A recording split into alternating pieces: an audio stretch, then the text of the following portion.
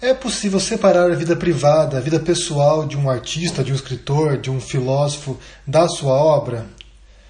Eu me pergunto isso porque é uma dúvida que eu sempre tenho e algumas pessoas já deixaram um comentário aqui do canal também, em alguns vídeos, sobre se uma pessoa que era muito ruim, sabe, muito depravada, ou com um comportamento muito estranho, e se isso afeta na hora de a gente ler a obra dela, se isso influencia, se isso pode atrapalhar, ou se você deve deixar de ler ou de apreciar uma obra de arte porque a pessoa, o artista, o escritor, era um filho da mãe. Olha, a princípio é possível separar completamente a vida da obra porque a maior parte das pessoas, a maior parte dos leitores, dos espectadores, de quem frequenta um museu, de quem assiste um filme, não sabe como é a vida do artista. Se você assistir um filme do Stanley Kubrick, por exemplo, ou um filme do Spielberg, você não sabe sobre a vida do diretor, você não sabe nada sobre ele. Via de regra, né? Então as pessoas assistem, as pessoas leem, as pessoas consomem um monte de produtos sem saber quem criou aquilo ali, quem está por trás daquilo. E eu digo isso porque muita gente aparece aqui criticando certos intelectuais, certos artistas, com base na vida pessoal deles, com base na biografia deles. Mas, de fato, se a gente for analisar a vida de todo mundo, você vai encontrar os seus podres aí, né? Todo mundo tem suas caveiras no armário aí. A gente apontar o dedo para um intelectual e falar assim, fulano ali, o Marx, ele, teve um filho com a criada, o fulano de tal era não sei o que, o Heidegger era nazista. Então é muito fácil a gente apontar os erros dos intelectuais, dos artistas e deixar que isso respingue na obra deles. Mas a gente pode pensar como duas entidades separadas, a obra e o artista como coisas que estão relacionadas historicamente, estão relacionadas num contexto, mas podem ser lidas, podem ser interpretadas de maneiras distintas. No meu caso em particular, o que eu penso é assim: quando há um autor que eu gosto muito, que eu leio a obra dele, me interessa muito, eu geralmente investigo a vida dele. Mas não porque eu quero condenar a obra a partir da vida, ou que eu quero, julgar o artista, julgar o autor por causa disso. Mas porque eu tenho interesse em saber, primeiro, como ele compôs a obra dele, de onde surgiu a inspiração, como é que ele produzia, como ele escrevia, quais eram os seus hábitos de produção, e depois porque eu quero saber também como a vida particular dele, como a vida pessoal dele entrava na obra do artista. Pois isso é muito habitual. Há alguns artistas que são muito mais autobiográficos do que outros, né? Se você pensar em alguns autores que eu gosto, por exemplo, como o James Joyce, ou como Bukowski, ou como Henry Miller, a vida pessoal deles, a vida privada deles, ela está muito presente na obra desses autores. Então você pode ler a biografia desses autores, ver o que eles faziam, e depois encontrar ali elementos dentro da obra. Então, para mim, assim, isso esclarece muito o que ele quis dizer, por que ele escreveu aquilo, quais foram os princípios motivadores da obra dele.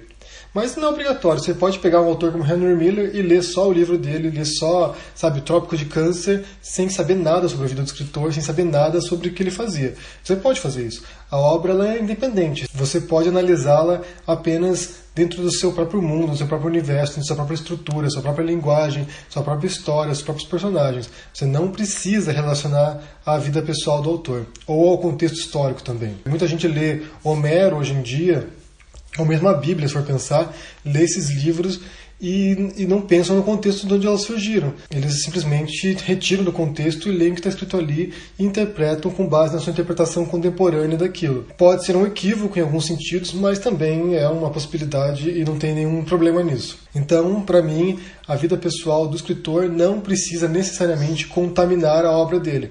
Não precisa, afetar a obra dele. Isso é importante a gente pensar agora, nesse momento, porque estão havendo aqueles escândalos em Hollywood, por causa de assédio sexual, e muita gente está passando a criticar certos diretores, certos artistas, certos atores, com base no comportamento sexual deles, com base, nos abusos que eles cometeram. Mas eu não sei até que ponto, como é uma coisa recente, isso certamente vai afetar a obra deles, certamente vai afetar o que eles vão fazer daqui por diante. Por exemplo, Kevin Spacey, que saiu uma reportagem esses dias falando que ele assediou um menino de 14 anos, aí, alguns anos atrás. A série que ele participava foi cancelada, House of Cards. Então, nesse sentido, imediatamente, nesse momento, a obra deles é afetada, mas a longo prazo é bem provável que isso não afete. É como o Michael Jackson. O Michael Jackson foi muito afetado por escândalos sexuais também, por supostos escândalos sexuais na época dele. Isso afetou a carreira dele enormemente. Ele começou até a perder muito dinheiro por causa disso.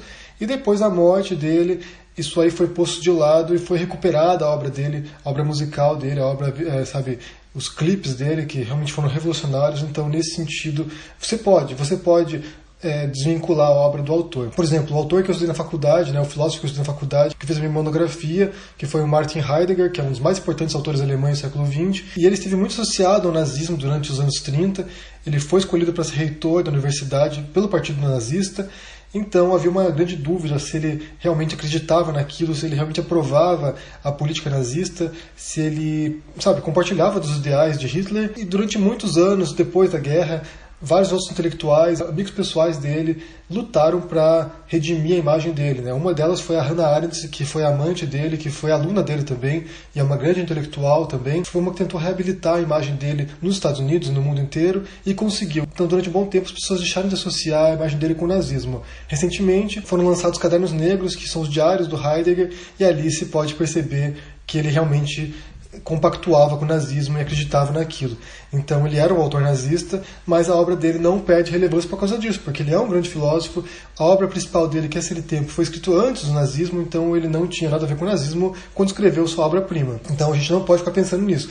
E há muitos casos de autores antissemitas, há muitos casos de autores, que são claramente preconceituosos, discriminatórios, mas se a gente for analisar não apenas a biografia dele, não apenas aquilo que eles faziam e aquilo que eles acreditavam, se a gente for analisar o contexto histórico também, a época na qual eles produziam, qual era a percepção geral da sociedade naquele período, você percebe que não eram apenas eles que pensavam aquilo, mas também havia um pensamento coletivo que compartilhava dos mesmos princípios equivocados, errados, mas não eram um caso isolado, eles não eram apenas uma pessoa preconceituosa, não apenas uma pessoa que apoiava a escravidão, Bem, tem que pensar que a história tem altos e baixos, e tem momentos muito mais obscurantistas do que outros.